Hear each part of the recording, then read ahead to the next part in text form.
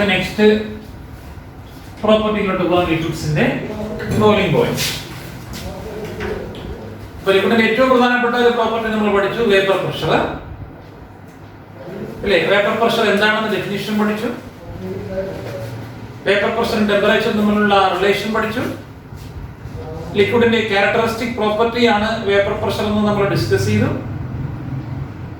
ഏത് ടെമ്പറേച്ചറിലും ലിക്വിഡിനെ ഇവാപ്പറേറ്റ് ചെയ്യാമെന്ന് പഠിച്ചു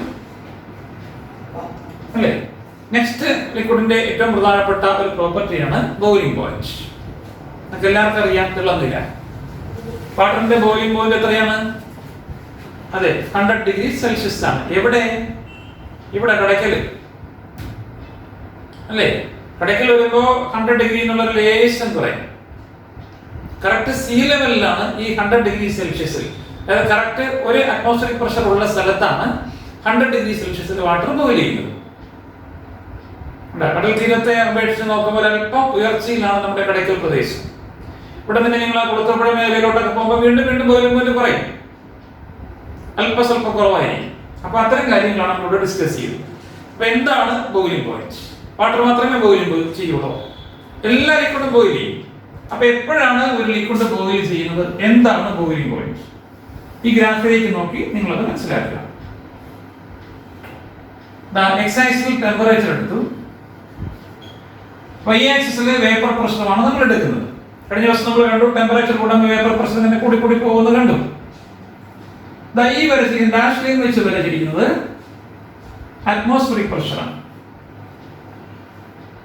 നമ്മളൊരു ലിക്വിഡ് എടുത്തു, അതിന്റെ വേപ്പർ പ്രഷർ എവിടെയായിരുന്നു? 0 ഡിഗ്രി സെൽഷ്യസിൽ. 0 ഡിഗ്രി സെൽഷ്യസ് എന്ന് പറയുമ്പോൾ നിങ്ങൾ അറിയണം 273 കെൽവിൻ ടെമ്പറേച്ചർ ഉണ്ട്. നല്ലൊരു ടെമ്പറേച്ചർ ആണ് 0 ഡിഗ്രി സെൽഷ്യസ് എന്ന് പറയുന്നത്. ഇവിടെ ഇപ്പൊ ഇത്രയും വേപ്പർ പ്രഷർ ഉണ്ടായിരുന്നു വാട്ടറിന് അല്ലെങ്കിൽ ഏതെങ്കിലും ലിക്വിഡിന്. ടെമ്പറേച്ചർ കൂട്ടി വേപ്പർ പ്രഷർ കൂടി കൂടി പോകണം. ഓരോ ടെമ്പറേച്ചറിലെ വേപ്പർ പ്രഷർ നമ്മൾ അടയാളപ്പെടുത്തി പോയതാണ്.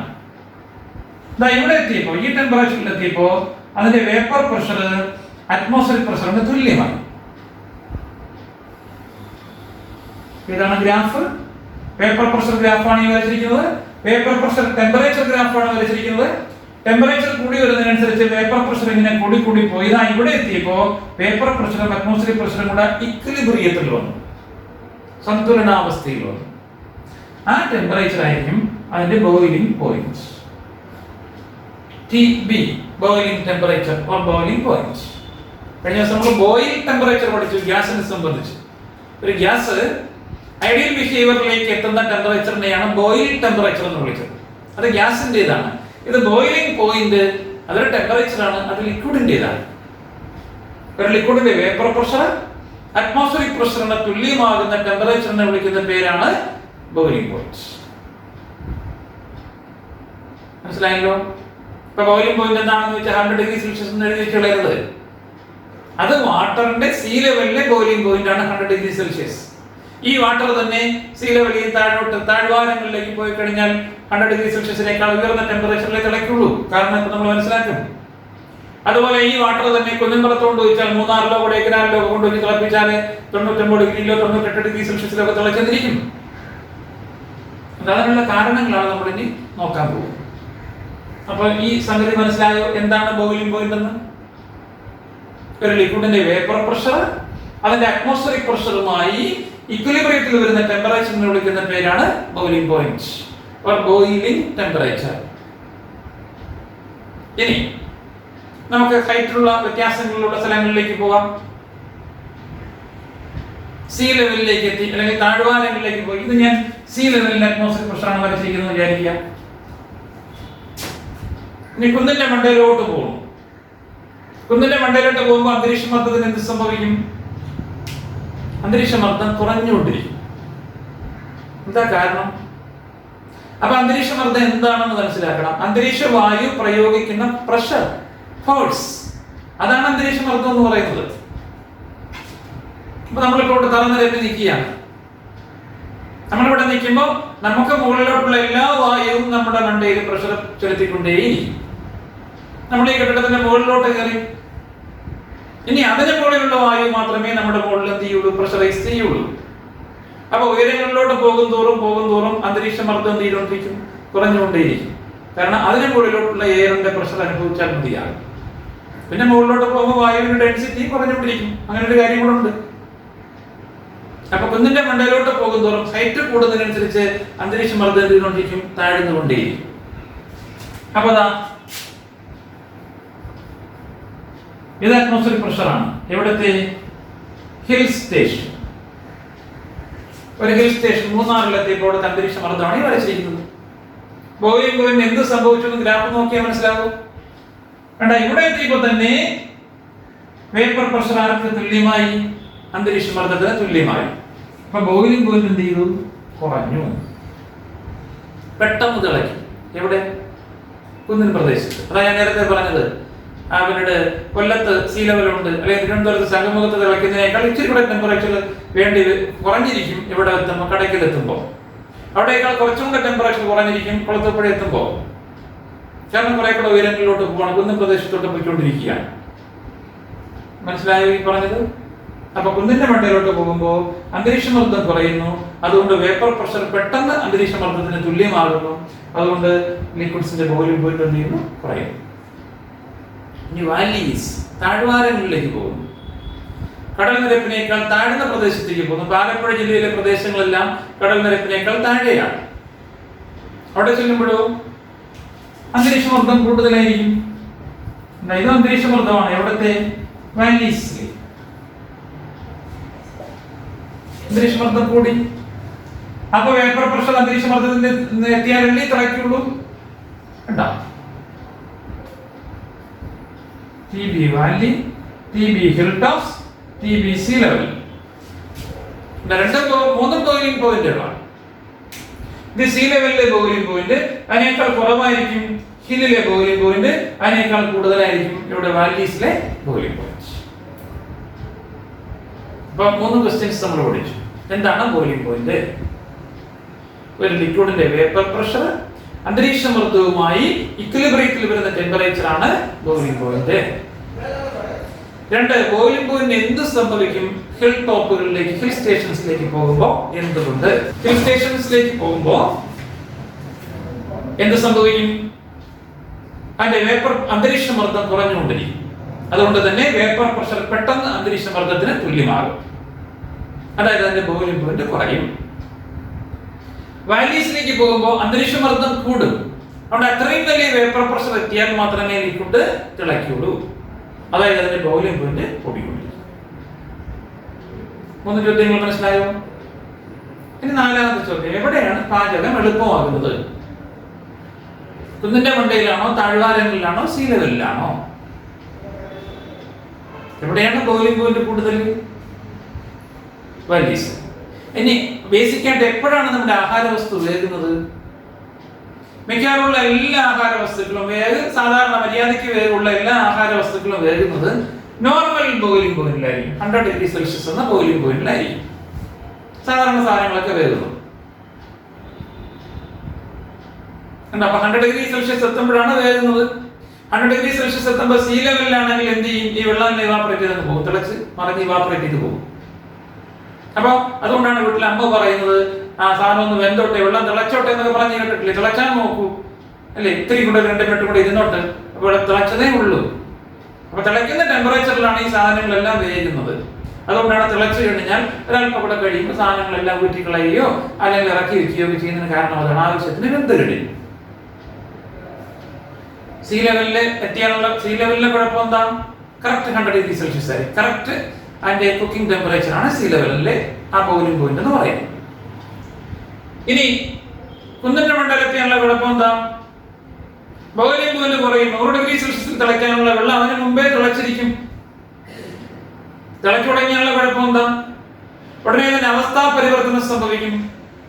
ആ വെള്ളമെല്ലാം ഇവാപ്പറേറ്റ് ചെയ്ത് വേപ്പർ സ്റ്റേറ്റിലേക്ക് പൊയ്ക്കൊണ്ടിരിക്കും. പക്ഷെ 100 ഡിഗ്രി സെൽഷ്യസ് ആയാലേ സാധനം വേവുള്ളൂ. അപ്പൊ സാധനം വേകുന്നതിന് മുമ്പ് തന്നെ വെള്ളം തിളയ്ക്കും. വെള്ളം തിളയ്ക്കുമ്പോൾ നമ്മൾ വിചാരിക്കും വെന്ത് കാണുമെന്ന്. വെന്ത് കാണുകയില്ല. ഈ വെള്ളം എല്ലാം ഇവാപ്പറേറ്റ് ചെയ്ത് പോവുകയും ചെയ്യും. അല്ല, വീണ്ടും വെള്ളം ഒഴിച്ച് തിളപ്പിക്കേണ്ടതായിട്ട് വരും. അപ്പൊ വീണ്ടും വെള്ളം ഒഴിച്ച് തിളപ്പിക്കണം, അവിടെ നോക്കിയിരിക്കണം. കണ്ടോ, ഇതൊക്കെ കുക്കിങ്ങിന് ബുദ്ധിമുട്ടാണില്ലേ? അപ്പൊ ഹിൽ സ്റ്റേഷനിലെ കുക്കിംഗ് ഡിഫിക്കൽട്ട് ആണ്. കാരണം മനസ്സിലായോ? എന്താണ് കാരണം? ഹിൽ സ്റ്റേഷനിലെ അന്തരീക്ഷമർദ്ദം കുറവായിരിക്കും. അപ്പൊ നോർമൽ ബോയിലിംഗ് പോയിന്റിന് മുമ്പേ തന്നെ വെള്ളം എന്ത് ചെയ്യും? തിളയ്ക്കും. പക്ഷെ അപ്പോഴത്തേക്കും നമ്മുടെ ആഹാരവസ്തു വെന്ത് കാണില്ല. അതുകൊണ്ട് നമുക്ക് വീണ്ടും വെള്ളം ഒഴിച്ച് തിളപ്പിക്കേണ്ടതായിട്ട് വരും. അപ്പൊ കുക്കിംഗ് ഡിഫിക്കൽട്ട് ആയിരിക്കും എവിടെ? Hill stations. അതുകൊണ്ട് തന്നെ ഹിൽ സ്റ്റേഷനിൽ പാചകം ചെയ്ത് കിട്ടുന്ന ആഹാര വസ്തുക്കൾക്ക് വില കൂടുതലായിരിക്കും. കാരണം മനസ്സിലാക്കുക, കുക്കിംഗ് ഡിഫിക്കൽട്ട് ആണ്. അവിടെ വെള്ളം വീണ്ടും വീണ്ടും ഒഴിച്ച് നമുക്ക് തിളപ്പിക്കേണ്ടതായിട്ട് വരും. അതിനെ ശരിക്കും പാചകം ചെയ്തെടുക്കുന്നതിന് വേണ്ടിയിട്ട്. അപ്പൊ ഒരുപാട് ഇന്ധനം ചെലവാകും കൂടുതലായിട്ട്, ഒരുപാട് സമയം എടുക്കും കൂടുതലായിട്ട്. കണ്ട, ഇതിന്റെയൊക്കെ വില നമ്മൾ കൂടുതലായിട്ട് കൊടുക്കേണ്ടി വരും. കൊടുക്കണമെന്നുള്ള നിയമമാണ്. അവിടെ ചെല്ലുമ്പോൾ ഇങ്ങനെയുള്ള ആഹാര വസ്തുക്കൾക്ക് വില കൂടുതലായിരിക്കും, പാചകം ചെയ്ത ആഹാര വസ്തുക്കൾ. അങ്ങനെ വില കൂടുതൽ വാങ്ങിക്കാൻ നിയമം അവരെ അനുവദിക്കുന്നുണ്ട്. പറഞ്ഞ മനസ്സിലായല്ലോ? അപ്പൊ ഇനി താഴ്വാരങ്ങളിലേക്ക് പോയാലോ? 100 ഡിഗ്രി സെൽഷ്യസിൽ നിന്നും വെള്ളം തിളക്കില്ല. അതും കഴിഞ്ഞ് കുറെ കൂടെ പോയി കഴിഞ്ഞാലേ വെള്ളം തിളക്കുള്ളൂ. പക്ഷെ 100 ഡിഗ്രി ആകുമ്പോൾ തന്നെ ആഹാരം എന്ത് ചെയ്ത് കഴിഞ്ഞിരിക്കും? വെന്തിരിക്കും. കണ്ടോ? അപ്പൊ വെള്ളം തിളയ്ക്കുന്നതിന് മുന്നേ തന്നെ നമുക്ക് ആഹാര വസ്തുക്കൾ പാചകം ചെയ്ത് ലഭിക്കും. എവിടെ? വാല്ലീസിൽ. അപ്പൊ കുക്കിംഗ് ഈസിയാണ് എവിടെ? വാല്ലീസിൽ. കാരണം അവിടെ എക്സ്റ്റേണൽ പ്രഷർ കൂടുതലാണ്. അപ്പൊ അത്രയും വലിയ പ്രഷറിൽ എത്തിയാൽ മാത്രമേ വെള്ളം എന്ത് ചെയ്യുള്ളൂ? തിളയ്ക്കുള്ളൂ. അപ്പൊ തിളനില എത്തുന്നതിന് മുന്നേ തന്നെ അവിടെ നമുക്ക് പാചകം നടന്നിരിക്കും. അതുകൊണ്ട് കുക്കിംഗ് വളരെ ഈസിയാണ് എവിടെ? വാല്ലീസ്. ഇതേ പ്രിൻസിപ്പിളാണ് പ്രഷർ കുക്കറിൽ ഉപയോഗിച്ചിരിക്കുന്നത്. പ്രഷർ കുക്കറിനകത്ത് പ്രഷർ കൂടുതലാണ്. അപ്പൊ അത്രയും പ്രഷറിൽ എത്തിയാൽ മാത്രമേ എന്ത് ചെയ്യുള്ളൂ? വെള്ളം തിളയ്ക്കുള്ളൂ. അപ്പൊ നമ്മൾ കൊടുക്കുന്ന ഹീറ്റ് എല്ലാം എങ്ങോട്ട് തന്നെ പോകും? ഈ പാചകം ചെയ്യാൻ ഇട്ടിരിക്കുന്ന വസ്തുവിലേക്ക് തന്നെ പോവുകയും അത് പെട്ടെന്ന് വെന്ത് കിട്ടുകയും ചെയ്യും. അപ്പൊ അതാണ് പ്രഷർ കുക്കറിന്റെ വർക്കിംഗ് പ്രിൻസിപ്പിൾ. മനസ്സിലായോ? അപ്പൊ കുറെ ചോദ്യമായി. ഒന്ന്, എന്താണ് ബോയിലിംഗ് പോയിന്റ്? 2, കുന്നിന്റെ മണ്ടയിലോട്ട് പോകുമ്പോൾ ബോയിലിംഗ് പോയിന്റ് എന്ത് സംഭവിക്കുന്നു? എന്തുകൊണ്ട്? 3, താഴ്വാരങ്ങളിലേക്ക് പോകുമ്പോൾ ബോയിലിംഗ് പോയിന്റ് എന്ത് സംഭവിക്കുന്നു? എന്തുകൊണ്ട്? 4, ഹിൽ സ്റ്റേഷനിലെ പാചകം ബുദ്ധിമുട്ടാണ്. എന്തുകൊണ്ട്? 5, ഹിൽ സ്റ്റേഷനിലെ പാചകം ചെയ്ത ആഹാര വസ്തുക്കൾക്ക് വില കൂടുതലാണ്. കാരണം എന്ത്? 6, വാല്ലീസിൽ പാചകം എളുപ്പമാണ്. കാരണം എന്ത്? 7, എപ്പോഴാണ് പ്രഷർ കുക്കർ ഉപയോഗിക്കുന്നത്? എന്തുകൊണ്ട്? 2 സാഹചര്യങ്ങൾ. ഒന്ന്, കുന്നിന്റെ മണ്ടയിൽ പ്രഷർ കുക്കറിൽ പാചകം ചെയ്യുന്നത് സൗകര്യകരമായിരിക്കും. കാരണം അവിടെ എക്സ്റ്റേണൽ പ്രഷർ കുറവായതുകൊണ്ട് ഈ പാത്രത്തിനകത്ത് പ്രഷർ കുക്കറിനകത്ത് എക്സ്റ്റേണൽ പ്രഷർ കൂടുതലായിരിക്കും. അതുകൊണ്ട് കുക്കിംഗ് സാധാരണഗതിയിൽ സംഭവിക്കും. പിന്നെ പ്രഷർ കുക്കർ ഉപയോഗിക്കുന്നത് എപ്പോഴാണ്? പാചകം ചെയ്യാൻ ബുദ്ധിമുട്ടുള്ള സാധനങ്ങൾ ഉപയോഗിക്കാൻ വേണ്ടിയിട്ടാണ്. ചില സാധനങ്ങൾക്കൊക്കെ വേവ് കൂടുതലായിരിക്കും. നമ്മൾ പറഞ്ഞു കേട്ടിട്ടില്ല, ചില മരിച്ചീനിക്ക് വേവ് കൂടുതലായിരിക്കും. അപ്പൊ 2-3 പ്രാവശ്യമൊക്കെ വെള്ളം കുറ്റി കളയേണ്ടതായിട്ട് വരും. അങ്ങനെയുള്ള സന്ദർഭങ്ങളിൽ പ്രഷർ കുക്കറിലിട്ട് വേവിക്കുന്നവര്. അല്ല, ചില ഇറച്ചിയൊക്കെ വാങ്ങിക്കുമ്പോൾ കടിച്ചാൽ മുറിയത്തൊന്നുമില്ല. സാധാരണ അടുപ്പിലൊക്കെ ഇട്ട് വേവിച്ചു കഴിഞ്ഞാൽ, സാധാരണ അടുപ്പിൽ വേവിച്ചെടുക്കുന്നതാണെങ്കിൽ നമ്മൾ ചവയ്ക്കുമ്പോൾ നമ്മുടെ പല്ലിൽ എത്തത്തൊന്നുമില്ല, ഭയങ്കര കട്ടിയായിരിക്കും. അങ്ങനെ അനുഭവപ്പെട്ടാൽ നിങ്ങൾ പെട്ടെന്ന് സീറ്റിൽ നിന്ന് ചാടി എഴുന്നേക്കണം. എഴുന്നേറ്റ് എന്ത് ചെയ്യണം? ഒന്ന് സെല്യൂട്ട് ചെയ്തിട്ടിരിക്കണം. കാരണം നിങ്ങളെക്കാൾ എത്രയോ പ്രായമുള്ള പോത്തിന്റെ ഇറച്ചിയാണെന്ന് അറിയാമോ അത്? അപ്പൊ അങ്ങനെയൊക്കെയുള്ള സന്ദർഭങ്ങളിൽ എന്ത് ചെയ്യണം? പ്രഷർ കുക്കറിലിട്ട് വേവിക്കണം. വേവിക്കുമ്പോൾ പെട്ടെന്ന് വെന്ത് കിട്ടും. മനസ്സിലായോ? ഇനിയുണ്ട് ഇതുമായി ബന്ധപ്പെട്ട ക്വസ്റ്റ്യൻസ്. അറ്റ്മോസ്ഫിയറിക് പ്രഷറും ഹൈറ്റുമായിട്ടുള്ള ഡിഫറൻസ് മനസ്സിലായല്ലോ? അപ്പൊ കുന്നിന്റെ മണ്ടയിലോട്ട് ചെന്നപ്പോൾ അന്തരീക്ഷമർദ്ദം എന്ത് ചെയ്തു? കുറഞ്ഞു. അപ്പൊ നമ്മുടെ ബോഡിക്ക് എന്ത് സംഭവിക്കും നോക്കാം. നമ്മുടെ ബോഡിക്കകത്തെ പ്രഷറും അറ്റ്മോസ്ഫിയറിക് പ്രഷറും തമ്മിൽ ബാലൻസ് ചെയ്തിരിക്കണം. അങ്ങനെ നമ്മൾ ജീവിച്ചിങ്ങനെ പോണത്. ഇനി പ്രഷർ കൂടുതലുള്ള രോഗികളില്ലേ? അപ്പൊ അവർക്ക് പ്രഷർ കുറച്ച് നോർമലാക്കാൻ വേണ്ടിയിട്ട് ഡോക്ടർ ഗുളിക പ്രിഫർ ചെയ്യാറുണ്ട്. ചിലർക്ക് പ്രഷർ കുറവായിരിക്കും, അവർക്ക് ഗുളിക കൊടുക്കും. സോഡിയം ഒക്കെ ശരീരത്തിൽ കുറഞ്ഞു പോയതുകൊണ്ടാണ് പ്രഷർ കുറഞ്ഞു പോയത്. സോഡിയത്തിന്റെ അംശം കൂടി വന്നാൽ പ്രഷർ കൂടുകയും ചെയ്യും. അങ്ങനെ പ്രഷർ കൂടിയ നിങ്ങൾ കേട്ടിട്ടുണ്ടായിരിക്കും. ബ്ലഡ് വെസൽസ് ഒക്കെ പൊട്ടി തലച്ചോറിലൊക്കെ രക്തസ്രാവം ഉണ്ടാകും, സെറിബ്രൽ ഹെമറേജ് ഉണ്ടാകും, അത് സ്ട്രോക്കിന് കാരണമാകും. ഇതൊക്കെ സൂക്ഷിക്കണം എന്നൊക്കെ പറഞ്ഞ് കേട്ടിട്ടില്ലേ? അപ്പൊ അങ്ങനെ സംഭവിക്കാതിരിക്കാൻ അപ്പൊ കുന്നിന്റെ മണ്ടയിലോട്ട് പോയി എന്താ സംഭവിക്കുക? വെളിയിൽ പ്രഷർ കുറവ്. ബോഡിക്ക് അകത്തെ പ്രഷറുമായി കമ്പയർ ചെയ്യുമ്പോൾ അറ്റ്മോസ്ഫിയറിലെ പ്രഷർ കുറവ്. അപ്പൊ ബോഡിയും അറ്റ്മോസ്ഫിയറും തമ്മിലുള്ള ഇക്വിലിബ്രിയം നഷ്ടപ്പെടുന്നു, തുലനാവസ്ഥ നഷ്ടപ്പെടുന്നു. ബോഡിക്കുള്ളിൽ പ്രഷർ കൂടുതൽ, വെളിയിൽ പ്രഷർ കുറവ്, അല്ലേ? അപ്പൊ ബോഡിക്കകത്തുനിന്ന് പുറത്തോട്ടൊരു തള്ളൽ വരും. നേരത്തെ പറഞ്ഞ പോലെ തലച്ചോറിലെയും കിഡ്നിയിലെയും ശ്വാസകോശങ്ങളിലേക്ക് വളരെ ലോലമായ ബ്ലഡ് വെസൽസ് പൊട്ടിപ്പോകും. അങ്ങനെ ബ്ലീഡിംഗ് ഉണ്ടാകും. മാത്രമല്ല ബ്ലഡിൽ ലയിച്ചു ചേർന്നിരുന്ന ഓക്സിജൻ ഫ്രീ ആയിട്ട് പുറത്തേക്ക് പോകും. അപ്പൊ ബ്ലഡില് ആവശ്യത്തിന് ഓക്സിജൻ ലഭിക്കാത്തൊരവസ്ഥ വരും. അപ്പൊ നമുക്ക് തലവേദന ഉണ്ടാകും, വൊമിറ്റിംഗ് ടെൻഡൻസി ഉണ്ടാകും. കണ്ടോ, ഇതാണ് നിങ്ങൾ വയനാട് ബസ്സിൽ പോയപ്പോൾ സംഭവിച്ച അവസ്ഥ. ചുരമൊക്കെ കണ്ട് വളരെ സന്തോഷത്തിൽ നിങ്ങളുടെ തലയൊക്കെ വെളിയിലിട്ട് ആസ്വദിച്ച് 1-2 ചുരമൊക്കെ കഴിഞ്ഞപ്പോൾ ദാ കിടക്കുന്നു, ഛർദ്ദിൽ തുടങ്ങി, തലവേദന തുടങ്ങി, ആകെ പ്രശ്നം. എന്താ പ്രശ്നം? പെട്ടെന്ന് ഹൈറ്റ് ഇങ്ങനെ കൂടി പോവുകയാണ്, നമ്മൾ ആ ഹൈറ്റിലേക്ക് പോവാണ്. അങ്ങനെ മുകളിലോട്ട് പോയപ്പോൾ അന്തരീക്ഷത്തിന്റെ മർദ്ദം കുറഞ്ഞു, നമ്മുടെ ബോഡിയിൽ ബ്ലഡിൽ ലയിച്ചിരുന്ന ഓക്സിജൻ എല്ലാം ഫ്രീ ആയി പുറത്തേക്ക് പോയിക്കൊണ്ടിരിക്കും. അപ്പൊ ബ്ലഡിൽ ആവശ്യത്തിന് ഓക്സിജൻ ലഭിക്കാത്തൊരവസ്ഥ വരുന്നു. അനോക്സിയ, ആസ്ഫിക്സിയ എന്ന് വിളിക്കും. അതിന്റെ ലക്ഷണങ്ങളാണ് നമുക്ക് തലവേദന തോന്നി, തലകറക്കം തോന്നി, അതുപോലെ തന്നെ നമുക്ക് വൊമിറ്റിംഗ് ടെൻഡൻസി ഉണ്ടായി. ഇതൊക്കെ ഇതിന്റെ ഫലമായിട്ടുണ്ടായതാണ്. ശരീരത്തിൽ ഓക്സിജന്റെ അളവ് കുറഞ്ഞതിന്റെ ഫലമായിട്ടുണ്ടായതാണ്. ഇനി ഒരുപാട് ഹൈറ്റിലേക്ക് പോയി കഴിഞ്ഞാൽ നേരത്തെ പറഞ്ഞ പോലെ ബ്ലീഡിംഗ് ഉണ്ടാകും. ഹിമാലയത്തിലേക്ക് കയറുന്നവര് അല്ലെ, അത്രയും ഭയങ്കര 3000 അടി വരെയൊക്കെ ഉണ്ട് നമ്മുടെ മൂന്നാറുള്ള ഹൈറ്റ്. അതിന് മുകളിലോട്ട് 4000, 4500 അത്രയും അടിയിലോട്ടൊക്കെ പോകുമ്പോഴത്തേക്ക് ബ്ലഡ് വെസൽസ് ഒക്കെ പൊട്ടി ബ്ലീഡിംഗ് ഉണ്ടായ ആളെ എത്തും. അത് അവോയ്ഡ് ചെയ്യാൻ അവർ പ്രത്യേകം മൗണ്ടൻ സ്യൂട്ട്സ് ഉപയോഗിക്കാറുണ്ട്. ഹെൽമെറ്റ് ഒക്കെ വെച്ച് മൗണ്ടൻ സ്യൂട്ട്സ് ഒക്കെ ഇട്ട് ഗ്ലൗസ് ഒക്കെ ഇട്ടാണ് അവർ പോകുന്നത്. കാരണം ഇതിനകത്തൊക്കെ ഈ അറ്റ്മോസ്ഫിയർ പ്രഷർ ബാലൻസ് ചെയ്യാൻ പറ്റുന്ന എയർ ബാഗുകളും കൂടെ ഘടിപ്പിച്ച് വെച്ചിരിക്കും. അല്ലെങ്കിൽ ഈ പറഞ്ഞ പോലുള്ള ബ്ലീഡിംഗ് ഒക്കെ ഉണ്ടാകും. ഇപ്പൊ മൗണ്ടനേഴ്സ് പ്രത്യേകം രൂപകൽപ്പന ചെയ്ത വസ്ത്രങ്ങൾ ഉപയോഗിക്കാനുള്ള കാരണം മനസ്സിലായല്ലോ. മൊത്തം ക്വസ്റ്റ്യൻസ് ആണ്, എല്ലാം നമ്മുടെ ഡേ ടു ഡേ ലൈഫുമായി ബന്ധപ്പെട്ടു. ഇനി തിരിച്ചാലോചിച്ച് വാലീസിലേക്ക് പോകുന്നു, അല്ലെങ്കിൽ വെള്ളത്തിനടിയിലോട്ട് നമ്മൾ ഡൈവ് ചെയ്യുന്നു. സ്വിം ചെയ്യുന്ന വെള്ളത്തിന്റെ സർഫസിലാണ്, ഇവിടെ പോലെ അറ്റ്മോസ്ഫിയർ പ്രഷറുമായ നമ്മുടെ ബോഡി ഇക്വിലിബ്രിയത്തിലാണ്. ഡൈവേഴ്സിറ്റിയിലെ ആഴക്കടലിലേക്കും ആഴങ്ങളിലേക്കും ഓടിയിട്ട് പോകുന്ന മുങ്ങൽ വിദഗ്ധരൊക്കെ അവർ പ്രത്യേക രൂപകൽപ്പന ചെയ്ത ഡൈവിംഗ് സ്യൂട്ട്സ് ഉപയോഗിക്കുന്നുണ്ട്. ഇല്ലെങ്കിലുള്ള കുഴപ്പം എന്താ? ബോഡിക്കകത്തിനേക്കാൾ വെളിയിൽ പ്രഷർ കൂടുതലായി. അറ്റ്മോസ്ഫിയർ പ്രഷറിന് പുറമെ ഈ വെള്ളം പ്രയോഗിക്കുന്ന ഭയങ്കരമായ പ്രഷറും കൂടെ വരും. ഈ 2 പ്രഷറും കൂടെ ആകുമ്പോഴത്തേക്ക് ബോഡി ഞെക്കി പിടിഞ്ഞു കളയും, സ്ക്യൂസ് ചെയ്ത് കളയും, ഒരു ചണ്ടി പോലെ ആക്കി കളയും നമ്മളെ ബോഡി പിഴിഞ്ഞ്. കണ്ടാ, വെളിയിലത്തെ എക്സ്റ്റേണൽ പ്രഷർ കാരണം. ഈ പ്രഷർ വേരിയേഷനെ ഓവർകം ചെയ്യാനാണ് അവർ ഡൈവിംഗ് സ്യൂട്ട്സ് ഉപയോഗിക്കുന്നത്. മനസ്സിലായോ? ഇപ്പൊ ക്വസ്റ്റ്യൻസ് എന്തൊക്കെയാണ്? What is boiling point? What happens to boiling point when height increases? What happens to boiling point when depth increases? Cooking become difficult at hill stations. Why? Pressure cooker is used for cooking at hill stations. Why? Cooking become easier at valleys. Why? Mountaineers now use specially designed clothes or mountain suits. Why? Divers now use specially designed diving suits. Why? കേട്ടോ, അപ്പൊ ഇത്രയും questions ഈ boiling പോയിന്റുമായി ബന്ധപ്പെട്ടതാണ്.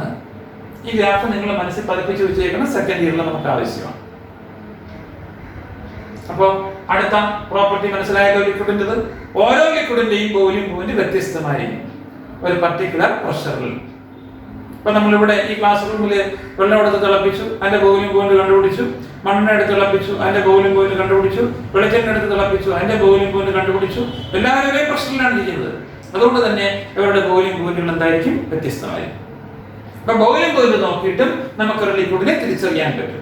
അതുകൊണ്ട് ലിക്വിഡിന്റെ മറ്റൊരു ഐഡന്റിറ്റിയാണ് എന്ത്? അതിന്റെ ബോയിലിംഗ് പോയിന്റ്. നേരത്തെ പഠിച്ചു ലിക്വിഡിന്റെ ഐഡന്റിറ്റിയാണ് വേപ്പർ പ്രഷർ. അതുപോലെ ലിക്വിഡുകളെ തിരിച്ചറിയാനുള്ള ഒരു സ്വഭാവമാണ് എന്ത്? Boiling point. ബോയിലിംഗ് പോയിന്റിനെ കുറിച്ചുള്ള ക്വസ്റ്റ്യൻസ് മനസ്സിലായോ? ഇതിൽ പ്രോബ്ലം ഒന്നും ചെയ്യാനില്ല, പക്ഷെ ഇതുമായി ബന്ധപ്പെട്ട ഇത്തരം ഇൻഡയറക്റ്റ് ക്വസ്റ്റ്യൻസ് അറിഞ്ഞിരിക്കുക. Okay, yes. അപ്പൊ ലിക്വിഡിന്റെ 2 പ്രോപ്പർട്ടി ആയി. ഒന്ന് വേപ്പർ പ്രഷർ, രണ്ടാമത്തത് ബോയിലിംഗ് പോയിന്റ്. ലിക്വിഡ്സിന്റെ 2 പ്രോപ്പർട്ടീസിനെ കുറിച്ച് നമുക്ക് പഠിക്കാനുണ്ട്. അടുത്ത പ്രോപ്പർട്ടിയാണ് സർഫസ് ടെൻഷൻ.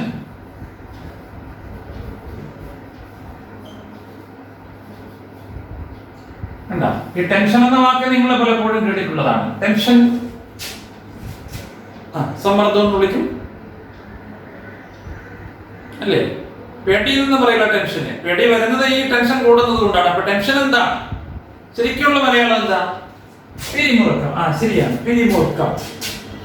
ഇങ്ങനെ പിരിയുള്ള ആണിയുണ്ടല്ലേ, സ്ക്രൂ, അത് നമ്മളിങ്ങനെ ടൈറ്റ് ചെയ്ത് പരമാവധി ടൈറ്റ് ചെയ്തിട്ട് പിന്നെ ഇത്തിരി ടൈറ്റ് ചെയ്താൽ അതിന്റെ പിരിയങ്ങ് പോകും. ഇപ്പൊ ടൈറ്റ് ചെയ്യുന്നതിന് മര്യാദ ഉണ്ട്, അവിടെ വരെ ടൈറ്റ് ചെയ്യാവുള്ളൂ. മാക്സിമം സമ്മർദ്ദം കൊടുക്കുന്ന അവസ്ഥ, അതിനെയാണ് എന്ത് വിളിക്കുക? പിരിമുറുക്കം എന്ന് വിളിക്കുക. അതാണ് ശരിയായ വാക്ക്. അപ്പൊ എന്താണ് ഈ പിരിമുറുക്കം? എവിടെയാണ് കാണപ്പെടുന്നത്? ലിക്വിഡിന്റെ സർഫസിലാണ് ഈ പിരിമുറുക്കം കാണപ്പെടുന്നത്. എന്താണ് ഈ പിരിമുറുക്കം? സർഫസ് ടെൻഷൻ എന്ന് പറഞ്ഞാൽ എന്താണ്? എന്തുകൊണ്ട് ഇതുണ്ടാകുന്നു? ഇതിന്റെ ഫലങ്ങൾ എന്തെല്ലാം? ഇതൊക്കെയാണ് നമുക്ക് പഠിക്കേണ്ടത്. നോക്കൂ, ഒരു ബീക്കറിൽ കുറച്ച് ലിക്വിഡ് ഇരിക്കുകയാണ്.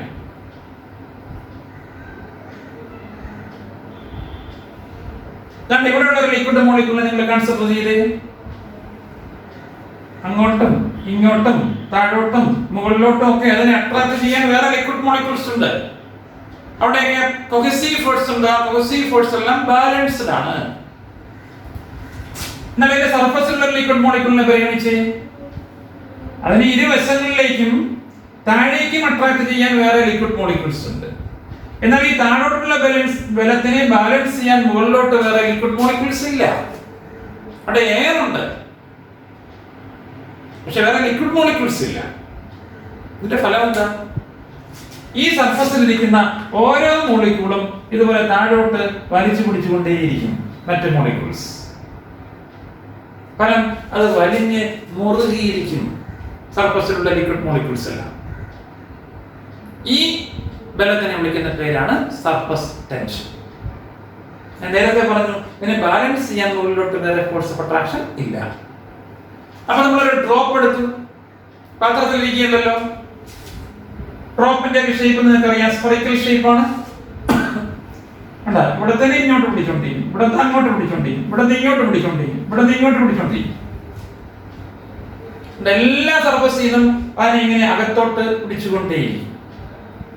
ഈ പോയിന്റ് ഒക്കെ മനസ്സിലാക്കി വേണം നമ്മൾ സർഫസ് ടെൻഷൻ എന്താണെന്ന് പറയേണ്ടത്. ഇതൊരു അൺബാലൻസ്ഡ് ഫോഴ്സ് ആണ്. സർഫസിന് പെർപെൻഡിക്കുലർ ആയി ഇൻവേർഡ് ഡയറക്ഷനിലേക്ക് ആക്ട് ചെയ്യപ്പെടുന്ന ഒരു അൺബാലൻസ്ഡ് ഫോഴ്സിനെ വിളിക്കുന്ന പേരാണ് സർഫസ് ടെൻഷൻ. എന്താണ് surface tension? It is an unbalanced force which acts perpendicular to the liquid surface in the downward. നിങ്ങൾ പറയുന്നറിയാം, അത് ഒഴിവാക്കാനാണ് ഞാൻ ഈ പടം ഇവിടെ വരച്ചത്. in the inward direction. അത് എപ്പോഴും ഡൗൺവേർഡ് ആയിരിക്കണമെന്നില്ല. ലെഫ്റ്റ് വേർഡ് ആകാം, പിന്നെ റൈറ്റ് വേർഡ്സ് ആകാം, അപ്വേർഡ് ആകാം, ഡൗൺവേർഡ് ആകാം, അല്ലേ? towards the inward direction എന്ന് പറയുന്നല്ലേ കുറച്ചും കൂടെ ശരി. അപ്പൊ ഇതാണ് സർഫസ് ടെൻഷൻ. അൺബാലൻസ്ഡ് ഫോഴ്സ് ആണ്. സർഫസിന് പെർപെൻഡിക്കുലർ ആയിട്ടാണ് അത് ആക്ട് ചെയ്യുന്നത്. അകത്തേക്കുള്ള ഡയറക്ഷനിലാണ് ഈ ഫോഴ്സ് ഓഫ് അട്രാക്ഷൻ ആക്ട് ചെയ്യുന്നത്. ഇതാണ് സർഫസ് ടെൻഷൻ. എന്തുകൊണ്ട് സർഫസ് ടെൻഷൻ ഉണ്ടായെന്ന് ഇതിൽ നിങ്ങൾക്ക് മനസ്സിലായി. സർഫസിലുള്ള ലിക്വിഡ് മോളിക്യൂൾസിനെ ഇരുവശങ്ങളിലേക്കും അകത്തേക്കും അട്രാക്ട് ചെയ്യാൻ വേറെ ലിക്വിഡ് മോളിക്യൂൾസ് ഉണ്ട്. എന്നാൽ അകത്തേക്കുള്ള അട്രാക്ഷനെ ബാലൻസ് ചെയ്ത് പുറത്തേക്ക് കൊണ്ടുപോകാൻ വേറെ ലിക്വിഡ് മോളിക്യൂൾസ് ഇല്ല. അവിടെ കോഹസീവ് ഫോഴ്സ് ഓഫ് അട്രാക്ഷൻ ഇല്ല. അതിന്റെ ഫലമായിട്ട് അവിടെ ഒരു അൺബാലൻസ്ഡ് ഫോഴ്സ് ആക്ട് ചെയ്യപ്പെടും. ആ അൺബാലൻസ്ഡ് ഫോഴ്സിനെ വിളിക്കുന്ന പേരാണ് സർഫസ് ടെൻഷൻ. ഇതിന്റെ ഫലം നോക്കാം. നോക്കൂ, ലിക്വിഡിന്റെ സർഫസ് ഇങ്ങനെ എപ്പോഴും വലിഞ്ഞ് മുറുക്കി കെട്ടി വെച്ചിരിക്കുന്ന പോലെയല്ലേ ഇരിക്കുന്നത്. നിങ്ങൾ ആ ലിക്വിഡ് ഒരു ഗ്ലാസ്സിൽ നിറച്ച് വെള്ളം എടുക്കുക, അതിനെ ഗ്ലാസിന്റെ സൈഡിൽ കൂടെ വെള്ളം ഒഴിച്ചൊഴിച്ച് അതിനെ നിറയ്ക്കുക. നിറച്ചാൽ ഗ്ലാസിന്റെ വർക്ക് കഴിഞ്ഞ് ഒരു ലേശം കൂടെ വെള്ളം അതിനകത്ത് ഒഴിച്ചുകൂടെ നമുക്ക് ജെന്റിലായിട്ട് ഒഴിക്കണം. അപ്പൊ ഇങ്ങനെ നിറഞ്ഞ് നിറഞ്ഞ് നിറഞ്ഞ് തുളുമ്പി ഇങ്ങനെ നിൽക്കുമ്പോ നിങ്ങൾ പതുക്കെ അതിനടുത്ത് നിന്ന് നോക്കിക്കേ. അതിനൊരു കോൺവെക്സ് ലെൻസിന്റെ ഷേപ്പ് അല്ലേ, അർദ്ധഗോളാകൃതി ആയിരിക്കില്ലേ? ഇത് ഞാൻ ഗോളാകൃതിയിൽ വരച്ചു. മറ്റേതിലെ സെമി സ്ഫിയർ ആയിരിക്കും അതിന്റെ സർഫസ്. പിന്നെ നിങ്ങൾ പതുക്കെ അതിനെ അടുത്ത് നിന്ന് ശൃംഖരിച്ച് പതുക്കെ അതിനൊന്ന് ഊതി നോക്കൂ. ഇങ്ങനെ ഇങ്ങനെ ചെറുതായിട്ടൊന്ന് ഊതി നോക്കിയാൽ അതിങ്ങനെ ആടുന്ന കണ്ടുകൂടെ നിങ്ങൾക്ക്? ആ ലെൻസിന്റെ പാട ഇങ്ങനെ കിടന്ന് ആടും. കുറച്ചൂതിയാൽ പൊട്ടിപ്പോകും. പതുക്കെ, അതാ ഞാൻ ശൃംഗരിക്കാൻ പറയാം, ശൃംഗാര രൂപേണ ഒന്ന് അതിനെ നോക്കി നോക്കൂ. അപ്പൊ പതുക്കെ അത് അങ്ങോട്ടും ഇങ്ങോട്ടും ഒക്കെ നാടി ഒലയുന്നതായിട്ട് നമുക്ക് കാണാം. അപ്പൊ നമുക്കാണ് ഒരു പാടയാണ്, അതിന്റെ സർഫസ് ഒരു മെംബ്രെയിൻ പോലെയാണ് ആക്ട് ചെയ്യുന്നത്. ഇനി കുറെ കഴിഞ്ഞിട്ടൊക്കെ നിങ്ങൾ ചരിഞ്ഞൊക്കെ ഒന്ന് നോക്കിക്കഴിഞ്ഞാൽ ഈ പാടയുടെ മണ്ടയിൽ പൊടിപടലങ്ങൾ പറ്റിയിരിക്കുന്നത് നമുക്ക് കാണാം. പതുക്കെ അത് ശൃംഗാര രൂപേണ നിങ്ങൾ വിരലുകൊണ്ട് തന്നെ ടച്ച് ചെയ്ത് നോക്കൂ. പൊട്ടിക്കാതെ ആ വിരലിനോടൊപ്പം അങ്ങോട്ടും ഇങ്ങോട്ടും ഒക്കെ നീങ്ങി പോകുന്നതായിട്ട് കാണാം. അല്ലെ, എന്തെങ്കിലും ഭാരം കുറഞ്ഞ വസ്തു ജെന്റിലായിട്ട് തന്നെ മണ്ടയിൽ വെച്ച് ഒരു ബ്ലേഡ് കാണാൻ വെച്ച് കൊടുത്ത് നോക്കൂ. പാരലായിട്ട് പെർപെൻഡിക്കുലർ ആയിട്ട് കട്ട് ചെയ്യാൻ വെക്കരുത്, അല്ലാതെ വെച്ച് കൊടുത്ത് നോക്കൂ. ബ്ലേഡ് അവിടെ സപ്പോർട്ട് ചെയ്ത് കിടക്കും. അല്ലെങ്കിൽ നമ്മൾ പേപ്പർ ബോട്ടൊക്കെ ഉണ്ടാക്കി വിട്ട് കൊടുത്താൽ വെള്ളത്തിന്റെ മണ്ടയിൽ അത് നിൽക്കുന്നത്. പിന്നെ ബോട്ട് കരിഞ്ഞ് വെള്ളം കയറി മറിഞ്ഞ് കുതിർന്ന് അതിനകത്ത് സിങ്ക് ചെയ്ത് പോകും. അതിന് മുന്നേ അത് അവിടെ സപ്പോർട്ട് ചെയ്ത് നിൽക്കും. ടാർപ്പാൻ ഷീറ്റ് നമ്മൾ വലിച്ചു കെട്ടി വെച്ചാൽ എങ്ങനെ ഇരിക്കുമോ അതുപോലെ ഒരു മെംബ്രെയിൻ പോലെയാണ് എല്ലാ ലിക്വിഡിന്റെയും സർഫസ് ഇരിക്കുന്നത്.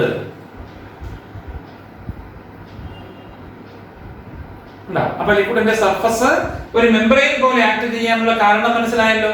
Because of the surface tension the liquid surface behaves like A tight membrane. കിട്ടിയോ? അപ്പൊ എന്താണ് സർഫസ് ടെൻഷൻ? സർഫസ് ടെൻഷന് കാരണം എന്ത്? അടുത്ത ക്വസ്റ്റ്യൻ വന്നു. ലിക്വിഡിന്റെ ഏത് ഡ്രോപ്പ് എടുത്താലും അത് സ്പെറിക്കൽ ഷേപ്പ് ആയിരിക്കും. എന്തുകൊണ്ട്? കാരണം സർഫസ് ടെൻഷനാണ്. സർഫസ് ടെൻഷൻ മൂലം എപ്പോഴും വലിഞ്ഞ് മുറുകിയിരിക്കാൻ വേണ്ടി ശ്രമിക്കും. അങ്ങനെ മുറുകിയിരിക്കുമ്പം ഏരിയ തീരെ കുറവായിരിക്കും. ഏറ്റവും ഏരിയ കുറഞ്ഞ ഷേപ്പാണ് സ്പെറിക്കൽ ഷേപ്പ്. നമുക്കൊരു നിശ്ചിത അളവ് സാധനം തന്നു, നിശ്ചിത വോളിയം സാധനം നമ്മുടെ കയ്യിൽ കിട്ടി. നമ്മൾ പല ഷേപ്പിൽ അറേഞ്ച് ചെയ്തു. എന്നിട്ട് ഓരോ ഷേപ്പിന്റെയും ഏരിയ കണ്ടുപിടിച്ച് നോക്കുക. ഏരിയ ഏറ്റവും കുറഞ്ഞിരിക്കുന്ന ഷേപ്പാണ് ഏത് ഷേപ്പ്? Spherical shape. ഒരു ഡെഫിനിറ്റ് വോളിയം ഉള്ള ഒരു സബ്സ്റ്റൻസിന്റെ ഏരിയ ഏറ്റവും കുറഞ്ഞിരിക്കുന്ന ഷേപ്പാണ് spherical shape. That is why liquid drops are in spherical shape. അതുകൊണ്ടാണ് ലിക്വിഡ് ഡ്രോപ്സിന് ഏത് ഷേപ്പ് വന്നിരിക്കുന്നത്? സ്പെറിക്കൽ ഷേപ്പ് വന്നിരിക്കുന്നത്. What is surface tension? It is an unbalanced force that acts perpendicular to the liquid surface in the inward direction. Another reason, the molecules at the surface of a liquid are attracted towards either sides and inwards by other liquid molecules. But there is no other liquid molecules to provide the cohesive force of attraction in the inward direction. As a result, there is an unbalanced force at the liquid surface called surface tension. Because of the surface tension, the liquid surface behaves like a tight membrane. That is why when a shaving blade or when a paper board is placed on its surface, the substance, the lighter substance is suspended at the surface of the liquid. Due to surface tension, the liquid always tries to reduce its surface area. For a given volume, the area is minimum when it is in spherical shape. That is why liquid drops have spherical shape. Okay? നിങ്ങൾ എല്ലാവരും കുളിക്കുമല്ലോ. കുളിച്ചിട്ട് വരുമ്പോൾ നിങ്ങളുടെ മുടിയെല്ലാം ഒട്ടി പിടിച്ചിരിക്കും. ഉണങ്ങി കഴിയുമ്പോൾ പാറി പറക്കും. എന്താ കാര്യം? അല്ലെങ്കിൽ ഓടി കളിച്ച് വിയർത്തൊക്കെ വരുമ്പോ ആ ശരീരത്തിനോടൊപ്പം നിങ്ങളുടെ ഡ്രസ് ഒട്ടിപ്പിടിച്ചിരിക്കും, ശരി ബോഡിയിലേക്ക് ഒട്ടിപ്പിടിച്ചിരിക്കും. എന്താ കാരണം? വിയർത്തപ്പോ സ്വെറ്റ്, വിയർപ്പുണ്ടായത് ലിക്വിഡാണ്. അല്ലെ കുളിച്ചപ്പോ വെള്ളം നനഞ്ഞു, അത് ലിക്വിഡാണ്. എണ്ണ വരട്ടിയപ്പോ എണ്ണ ലിക്വിഡാണ്. ഇവർക്കൊക്കെ സർഫസ് ടെൻഷൻ ഉണ്ട്. അപ്പൊ മുടിനാരുകൾക്കിടയ്ക്ക് കയറി ഇരുന്ന് ആ സർഫസ് ടെൻഷൻ കൊണ്ട് അതിന്റെ ഏരിയ മിനിമൈസ് ചെയ്യാൻ വേണ്ടി ശ്രമിക്കും. അതുകൊണ്ട് മുടിയെല്ലാം ഒട്ടിപ്പിടിച്ചു. അല്ലെങ്കിൽ ബോഡിയിലേക്ക് നമ്മുടെ വസ്ത്രം ഒട്ടിപ്പിടിച്ചിരുന്നു. അടുത്ത ക്വസ്റ്റ്യൻ ആൻസർ മനസ്സിലായല്ലോ. ഇപ്പൊ കുളിച്ചപ്പോ മുടി ഒട്ടിപ്പിടിക്കാനുള്ള കാരണം, അല്ലെങ്കിൽ കുളിച്ചപ്പോ വസ്ത്രം ധരിച്ചുകൊണ്ടാണ് നമ്മൾ കുളിച്ചതെങ്കിൽ ആ വസ്ത്രം ബോഡിയോട് ഒട്ടിപ്പിടിച്ചിരിക്കാനുള്ള കാരണം, അല്ലെങ്കിൽ വിയർത്തപ്പോ ബോഡിയോട് വസ്ത്രം ഒട്ടിപ്പിടിക്കാനുള്ള കാരണം ഒക്കെ മനസ്സിലായല്ലോ. ഓക്കെ. അപ്പൊ അടുത്ത ചോദ്യം, ചൂടുവെള്ളത്തിൽ കുളിച്ചിട്ടുണ്ടല്ലോ നിങ്ങള്. ചൂടുവെള്ളത്തിൽ കുളിച്ചിട്ട് പിന്നെ അവസാനം തലയൊക്കെ തുടച്ചിട്ട് നോക്കിയാൽ മുടിയൊക്കെ കമ്പി പോലെ ഇരിക്കും. അല്ലെ സോപ്പിട്ട് കുളിച്ചാല് ഇതുപോലെ മുടി ഒട്ടിയിരിക്കുമോ? ഇല്ലല്ലോ. ഷാമ്പൂ ഒക്കെ തേച്ച് കുളിക്കുമ്പോ. അടുത്ത രണ്ട് ക്വസ്റ്റ്യൻ ആയി, ചൂടാക്കുമ്പോ വെള്ളത്തിന്റെ സർഫസ് ടെൻഷന് എന്ത് സംഭവിക്കും? സർഫസ് ടെൻഷൻ കുറയും. അപ്പൊ ടെമ്പറേച്ചറും സർഫസ് ടെൻഷനും തമ്മിലുള്ള ബന്ധം എന്താണ്? ഇൻവേഴ്സ്ലി പ്രൊപ്പോർഷണൽ ആണ്. when temperature increases the kinetic energy of molecules increases. കണ്ടാ, ലിക്വിഡ് മോളിക്യൂൾസിന്റെ കൈനറ്റിക് എനർജി ഇൻക്രീസ് ചെയ്യും. അപ്പൊ മൊബിലിറ്റി ഇൻക്രീസ് ചെയ്യും. അപ്പൊ സർഫസ് ടെൻഷൻ എന്ത് ചെയ്യും? ഡിക്രീസ് ചെയ്യും. അപ്പൊ ചൂടുവെള്ളത്തിൽ കുളിക്കുന്നതാണോ തണുത്ത വെള്ളത്തിൽ കുളിക്കുന്നതാണോ അഴുക്ക് പോകാന്നുള്ളത്? പനിയൊക്കെ പിടിച്ച് കുറെ ദിവസം കുളിക്കാതെ നനയ്ക്കാതെ കിടന്നപ്പോഴല്ലേ ചൂടുവെള്ളത്തിൽ കുളിച്ചത്? ചൂടുവെള്ളത്തിൽ കുളിച്ചിട്ടൊക്കെ നിങ്ങൾ പുറത്തൊക്കെ തൊട്ട് നോക്കിയാൽ വേറൊരു ഫീലിംഗ്, തണുത്ത വെള്ളത്തിൽ കുളിക്കുന്ന ഫീലിംഗ് അല്ല. ഇനി നിങ്ങള് ടൂറിനൊക്കെ പോയപ്പോ കൊടൈക്കനാല്, മൂന്നാറ്, വയനാട്ടിലൊക്കെ പോയി മഞ്ഞുകാലത്ത് പോയി കിടന്ന് കുളിച്ചിട്ടുള്ളവരൊന്ന് ആലോചിച്ച് നോക്കിയാണ്. നിങ്ങൾ പുറത്തേക്ക് വെള്ളം ഒഴിക്കുമ്പോൾ കല്ലുറക്കി എറിയുന്ന പോലെ അല്ലേ തോന്നിയത്? പുറമൊന്നും നനയില്ല.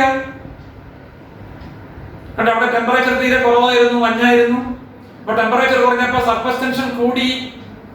സർഫസ് ടെൻഷൻ കൂടിയപ്പോൾ വെള്ളം ഇല്ലാണ്ട് ഉരുണ്ട് ഗോളാകൃതിയിൽ അങ്ങ് പുറത്ത് നിന്ന് ഉരുണ്ടങ്ങ് പോയി. നമ്മളെ പുറത്തെ നനയ്ക്കത്തില്ല. കണ്ട, തുടർന്ന് പിടിക്കുന്ന എല്ലാം ചോദ്യത്തിന്റെ കാരണം നിങ്ങൾ ആലോചിച്ച് പറയണം. അപ്പൊ ചൂട് വെള്ളമാണോ തണുത്ത വെള്ളമാണോ നല്ല ക്ലീൻസിങ് ഏജന്റ്? നിങ്ങളൊന്ന് ആലോചിച്ച്, നിങ്ങള് ബിരിയാണിയൊക്കെ തിന്ന് അല്ലെങ്കിൽ ഇറച്ചിയൊക്കെ കൂട്ടി ഒരുപാട് എണ്ണ മെഴുക്കൊക്കെയുള്ള ആഹാര വസ്തുക്കളൊക്കെ കഴിച്ചിട്ട് കൈ കഴുകാൻ ചെന്നു. കൈ കഴുകിയപ്പോ നിങ്ങൾ നോക്കിയാൽ കാണാം ആ വെള്ളമെല്ലാം ഉരുണ്ടുരുണ്ടങ്ങ് പോയി. നിങ്ങളുടെ കയ്യിൽ എണ്ണയും മെഴുക്കൊക്കെ അങ്ങനെ തന്നെ ഇരിക്കുന്നു, വെള്ളം ഉരുണ്ടങ്ങ് പോയി. ക്ലീനിങ് നടന്നോ? ഇല്ല. അപ്പൊ നിങ്ങൾ സോപ്പിട്ടു. സോപ്പിട്ടപ്പോഴോ ഇത് കുറെയൊക്കെ പോയി കിട്ടി. കണ്ട, സർഫസ് ടെൻഷൻ കുറഞ്ഞു സോപ്പ് ആഡ് ചെയ്തപ്പോ. അപ്പൊ വെള്ളത്തിന് ഒരു ടെൻഷനും ഇല്ല, എല്ലായിടമൊക്കെ കയറി കഴിയൊക്കെ വൃത്തിയാക്കി. ചൂടുവെള്ളത്തിൽ കഴിയാലോ കുറച്ചുകൂടെ എളുപ്പത്തിൽ അത് ക്ലീൻ ചെയ്യാൻ പറ്റും. ചൂടും കൂടെ സോപ്പും കൂടെ ഇട്ടാലോ കുറെ കൂടെ എളുപ്പത്തിൽ അത് ക്ലീൻ ചെയ്യാൻ പറ്റും.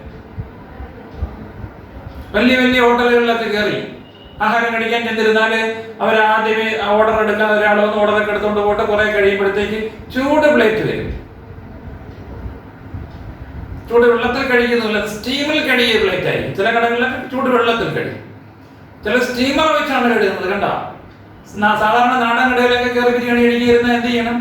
12 മണിക്ക് പോയി കഴിച്ചോളാം. ഇല്ലെങ്കിൽ മുമ്പേ പ്ലേറ്റാണ് കൊണ്ട് തരുന്നത്. നിങ്ങൾ ആരും കഴിക്കില്ല. കാരണം എന്താ? പ്ലേറ്റ് മൊത്തം ആരും മുന്നേ കഴിച്ചോന്റെ എച്ചിലൊന്നും കാണൂല. പക്ഷെ ബിരിയാണി പറ്റിയിരുന്ന ആ നെയ്യെല്ലാം അതിനകത്തുണ്ടാവും. അവർ കഴുകാനിട്ടല്ല, ഒരു പക്ഷെ സോപ്പിട്ട് കഴുകി കാണാം, എന്നാലും ഭംഗിയായിട്ട് വൃത്തിയാകില്ല. കാരണം അത്രയ്ക്കും മെഴുക്ക് അതിനകത്തുണ്ട്, എണ്ണയുടെ അംശമുണ്ട്. അതെല്ലാം പോകണമെങ്കിൽ ചൂടുവെള്ളത്തിൽ കഴുകേണ്ടതായിട്ടുണ്ടായി. അതുപോലെ നിങ്ങൾ കളിക്കാനൊക്കെ പോയി മറിഞ്ഞ് മണ്ണും ചെളിയൊക്കെ പറ്റിച്ച് വസ്ത്രങ്ങളുമായിട്ട് വരുമ്പോ അമ്മ പറയുന്ന കുറ്റം എന്താണ്? കൊണ്ടുപോയി അടിച്ചടി കുളിക്കണ്ട, ഇത് തീയിലിട്ട വേഗത്തുമില്ല, വെള്ളത്തിലിട്ട നനയത്തുമില്ല എന്നൊക്കെ പരാതി പറയില്ലേ? നനയില്ല. അത്രയും അഴുക്കുള്ള വസ്ത്രം നിങ്ങൾ വെള്ളത്തിനകത്തേക്ക് മുക്കി നോക്കൂ. ആ വെള്ളത്തിന്റെ ആ വസ്ത്രത്തിന്റെ നാരുകൾക്കിടയിലോട്ട് വെള്ളം കയറില്ല. വെള്ളത്തിന് അത്രയ്ക്ക് ടെൻഷൻ ആയി. കാരണം എന്താ? നിങ്ങളുടെ വസ്ത്രത്തിൽ അത്രത്തോളം അഴുക്കിരിക്കുകയാണ്. അപ്പൊ ഡിറ്റർജന്റ് പൗഡറോ സോപ്പ് പൗഡറോ ഒക്കെ ഇട്ട് ഭംഗിയായിട്ട് അടിച്ചും തേച്ചും ഒക്കെ കഴുകിയതിന് ശേഷമേ ഈ വെള്ളം നനയുള്ളതിനകത്ത്. വേണമെങ്കിൽ അത്തരം സന്ദർഭങ്ങളിൽ നിങ്ങൾക്ക് ചൂടുവെള്ളം ഉപയോഗിച്ച് കഴുകാം. അഴുക്ക് പെട്ടെന്ന് ഇളകിപ്പോകും. അപ്പൊ ടെമ്പറേച്ചർ സർഫസ് ടെൻഷൻ തമ്മിലുള്ള ബന്ധം കണ്ട ഇൻവേഴ്സ്ലി പ്രൊപ്പോർഷണൽ ആണ്. സോപ്പ് ആഡ് ചെയ്താൽ സർഫസ് ടെൻഷൻ എന്ത് ചെയ്യും? കുറയും. അപ്പൊ ചൂടുവെള്ളവും സോപ്പ് വെള്ളവും ഒക്കെ സാധാരണ വെള്ളത്തിനെ അപേക്ഷിച്ച് നല്ല ക്ലീൻസിങ് ഏജൻസ് ആണ്. കാരണം അവർക്ക് സർഫസ് ടെൻഷൻ കുറവായിരിക്കും. മനസ്സിലായോ? പിടികിട്ടിയോ? അവരൊക്കെ നല്ല ക്ലീൻസിങ് ഏജന്റ് ആകുന്നതിനുള്ള കാരണം മനസ്സിലായല്ലോ. അപ്പൊ ഏത് സന്ദർഭത്തിലാണ് നമ്മൾ ചൂടുവെള്ളവും അതുപോലെ തന്നെ സോപ്പ് വെള്ളവും ഡിറ്റർജന്റ് വെള്ളവും ഒക്കെ ഉപയോഗിക്കേണ്ടി വരുന്നത് ക്ലീൻസിങ്ങിന് മനസ്സിലായല്ലോ. ഇനി അടുത്ത പ്രശ്നം, നമ്മുടെ കടകളിലൊക്കെ ചെന്ന് തുണിക്കടകളിലൊക്കെ ചെന്ന് റെഡിമെയ്ഡ് ഒക്കെ വാങ്ങിച്ചു, ചുരിദാറോ അല്ലെങ്കിൽ ഷർട്ടോ പാന്റോ ഒക്കെ വാങ്ങിച്ചു. എന്നിട്ട് നമ്മൾ പരിശോധിച്ച് നോക്കുമ്പോൾ അതിനകത്ത് രഹസ്യമായിട്ടൊരു കുറിപ്പ് അവർ എഴുതി വെച്ചിട്ടുണ്ട്. അല്ലെ, ആ തുണി തന്നെ പ്രിന്റ് ചെയ്ത് വെച്ചിരിക്കുകയായിരിക്കും ഒരു ചെറിയ തുണ്ട് വെച്ചിട്ട്. ആ തുണ്ട് വായിച്ചു നോക്കിയിട്ടുണ്ടോ നിങ്ങൾ? അതിനകത്ത് എഴുതി വെച്ചിട്ടുണ്ട് റിൻസ് ഇൻ കോൾഡ് വാട്ടർ. ചെറുതായിട്ട് തണുത്ത വെള്ളത്തിൽ, തണുത്ത വെള്ളത്തിൽ സാധാരണ വെള്ളത്തിൽ കഴുകാനാണ് പറഞ്ഞിരിക്കുന്നത്. Don't rinse in hot water. ചൂടുവെള്ളത്തിൽ കഴുകരുത്. Don't use detergents. ഡിറ്റർജന്റുകൾ, കൃത്രിമ ഡിറ്റർജന്റുകൾ ഉപയോഗിക്കരുത്. സോപ്പ് ഉപയോഗിച്ച് കഴുകാം. എന്തിനാ അവർ അങ്ങനെയൊക്കെ എഴുതി വെച്ചിരിക്കുന്നത്? സാധാരണഗതിയിൽ നമ്മൾ ഉപയോഗിക്കുന്ന വസ്ത്രങ്ങളിലേക്ക് അല്പ പൊടിയോ അല്പ അഴുക്കോ ഒക്കെ പറ്റാറുള്ളൂ. അതൊക്കെ കഴുകി കളയുന്നതിന് വേണ്ടിയിട്ട് സാധാരണ സോപ്പും സാധാരണ വെള്ളവും മതിയാകും. അവിടെ നിങ്ങൾ ചൂടുവെള്ളവും അതുപോലെ തന്നെ ഡിറ്റർജന്റുകളൊക്കെ ഉപയോഗിച്ചാൽ എന്ത് സംഭവിക്കും? അത് അഴുക്കൊന്നുമില്ല. ഇവര് വിടുവോ? ഇവര് അതിനകത്തിരിക്കുന്നതിനെ ഇളക്കാൻ വേണ്ടി ശ്രമിക്കും. അപ്പൊ അഴുക്കൊന്നും ഇല്ലെങ്കിൽ പിന്നെ അതിനകത്തിരിക്കുന്ന ചായം ഡൈ അവർ ഇളക്കി കളയും. പെട്ടെന്ന് നമ്മുടെ തുണി എന്ത് ചെയ്യും? ഫേഡായി പോകും, മങ്ങിപ്പോകും. അതുകൊണ്ടാണ് ഇങ്ങനെയൊന്നും ചെയ്യരുത് എന്ന് അതിനകത്ത് എഴുതി വെച്ചിരിക്കുന്നത്. ഇങ്ങനെയൊക്കെ നിങ്ങളോട് ചോദ്യം ചോദിക്കും പരീക്ഷയ്ക്ക്. അപ്പൊ എങ്ങനെയൊക്കെ ചോദിക്കുമെന്ന് കുറെ എക്സാമ്പിൾസ് ഇപ്പൊ ഞാൻ പറഞ്ഞു കഴിഞ്ഞു. ഇതുപോലെയൊക്കെ ചോദിച്ചാൽ നിങ്ങൾ ഇത്തിപൂർവ്വം ആലോചിച്ച് മറുപടി കൊടുക്കണം. ഷേവിംഗ് ബ്രഷ് കണ്ടിട്ടുണ്ടല്ലോ. ഷേവിംഗ് ബ്രഷ് ഷേവ് ചെയ്യുന്നതിന് മുമ്പ് പിന്നെ നനയ്ക്കാറുണ്ട്. നനച്ചു കഴിയുമ്പോൾ എന്ത് ചെയ്യും? ഉണങ്ങിയിരിക്കുമ്പോൾ അതെല്ലാം കൂടെ ഇതിന് വിടർന്ന് പന്തലിച്ചിരിക്കുക. അതിന്റെ ഓരോ നാരുകളും ഇതിനെ വിസ്തൃതമായിട്ട് നല്ല ഏരിയയിൽ ഇരിക്കുകയായിരിക്കും. അത് വെള്ളത്തിലേക്ക് ഇട്ടപ്പോഴോ ഈ നാരുകൾക്കിടയ്ക്ക് വെള്ളം കയറി വെള്ളത്തിന്റെ സർഫസ് ടെൻഷൻ വന്നു. അപ്പൊ ഏരിയ കുറഞ്ഞിരിക്കാൻ വേണ്ടി ശ്രമിച്ചു. അങ്ങനെ ഇതിന്റെ നാരുകളെല്ലാം കൂടെ ഒരുമിച്ച് ക്ലിങ് ചെയ്തു, CLING ഒട്ടിപ്പിടിച്ചങ്ങനെ. ഇനി സോപ്പിട്ട് പതപ്പിക്കുമ്പോൾ എന്ത് സംഭവിക്കും? ഇങ്ങനെ തീരെ ചത്തതുപോലെ ഒട്ടി ഇങ്ങനെ കിടന്നവരെല്ലാം കൂടെ കുറെ ക്ഷണിച്ചിരിക്കും. പണ്ടത്തെ പോലെ വിസ്തരിച്ചിരിക്കില്ല, എന്നാലും കുറെ കൂടെ അതിന്റെ വിസ്തീർണം കൂടിയിരിക്കുന്നതായിട്ട് കാണാം. കാരണം എന്താ? സോപ്പിട്ടപ്പോൾ അതിന്റെ സർഫസ് ടെൻഷൻ കുറഞ്ഞപ്പോൾ അതിന്റെ ബ്രസൽസ് കുറച്ചും കൂടെ വിടർന്നു അല്ലെ. ഇനി കഴുകിയൊക്കെ ഉണക്കാൻ വെച്ച് കഴിഞ്ഞാൽ ഉണങ്ങി കഴിയുമ്പോൾ പൂർണ്ണമായും വിടർന്നു വരും, കുറെ കൂടെ ഏരിയ കൂടും. കാരണം സർഫസ് ടെൻഷൻ ഒട്ടില്ല, ലിക്വിഡിന്റെ അംശം പൂർണ്ണമായും അങ്ങ് മാറിക്കഴിയും. ഇങ്ങനെ ഒത്തിരി ക്വസ്റ്റ്യൻസ് ആണ് സർഫസ് ടെൻഷനുമായി ബന്ധപ്പെട്ട് നിങ്ങളോട് ചോദിക്കാറുള്ളത്. അപ്പൊ ഡേ ടു ഡേ ലൈഫുമായി ബന്ധപ്പെട്ട ക്വസ്റ്റ്യൻസ് ആയതുകൊണ്ട് തന്നെ നിങ്ങൾക്ക് ബുദ്ധിമുട്ടൊന്നുമില്ല, ഓർമ്മയിലിരിക്കട്ടെ. അപ്പൊ എന്താണ് സർഫസ് ടെൻഷൻ? സർഫസ് ടെൻഷന് കാരണം എന്ത്? ലിക്വിഡ് ഡ്രോപ്സിനെ സ്പെറിക്കൽ ഷേപ്പ് വരാനുള്ള കാരണം എന്ത്? സർഫസ് ടെൻഷനും ടെമ്പറേച്ചറുമായുള്ള ബന്ധം എന്ത്? തണുത്ത വെള്ളത്തിനേക്കാൾ നല്ല ക്ലീൻസിങ് ഏജന്റ് ആണ് ചൂടുവെള്ളം. എന്തുകൊണ്ട്? തണുത്ത വെള്ളത്തിനേക്കാൾ നല്ല ക്ലീൻസിങ് ഏജന്റ് ആണ് സോപ്പ് വെള്ളം. എന്തുകൊണ്ട്? അല്ലെ, പുതിയ റെഡിമെയ്ഡ് വസ്ത്രങ്ങൾ അതൊന്നും ചൂടുവെള്ളത്തിലോ സോപ്പ് വെള്ളത്തിലോ കഴുകാൻ പാടില്ല. കാരണം എന്ത്? കൂടുതൽ അഴുക്കം വെടുക്കമുള്ള പാത്രങ്ങളും വസ്ത്രങ്ങളും ഒക്കെ കഴുകാൻ ചൂടുവെള്ളമാണ് നല്ലത്. അതിന് കാരണം എന്ത്? ഉണ്ടാ. അതുപോലെ ഷേവിംഗ് ബ്ലേഡോ ഒരു പേപ്പർ ബോട്ടോ ഒക്കെ ഒരു വാട്ടർ ബാത്തിൽ ഇട്ട് കഴിഞ്ഞാൽ അത് സപ്പോർട്ട് ചെയ്ത് സസ്പെൻഡ് ചെയ്ത് നിൽക്കും. അതിന് കാരണം എന്ത്? ലിക്വിഡിന്റെ സർഫസ് ഒരു മെംബ്രെയിൻ പോലെ ആക്ട് ചെയ്യാനുള്ള കാരണം എന്ത്? ഉണ്ടാ. ഇങ്ങനെ ഒത്തിരി ക്വസ്റ്റ്യൻസ് ഈ സർഫസ് ടെൻഷനുമായി ബന്ധപ്പെട്ടുണ്ട്. അത് നമ്മുടെ ഡേ ടു ഡേ ലൈഫുമായി ബന്ധപ്പെട്ടതാണ്. അപ്പൊ അതും ഓർത്തിരിക്കുക. അപ്പൊ ലിക്വിഡിനെ സംബന്ധിച്ച് നമ്മൾ 3 പ്രോപ്പർട്ടീസ് പരിചയപ്പെട്ടു. ഒന്ന് വേപ്പർ പ്രഷർ, 2 ബോയിലിംഗ് പോയിന്റ്, അതുമായി ബന്ധപ്പെട്ട നിരവധി ക്വസ്റ്റ്യൻസ്.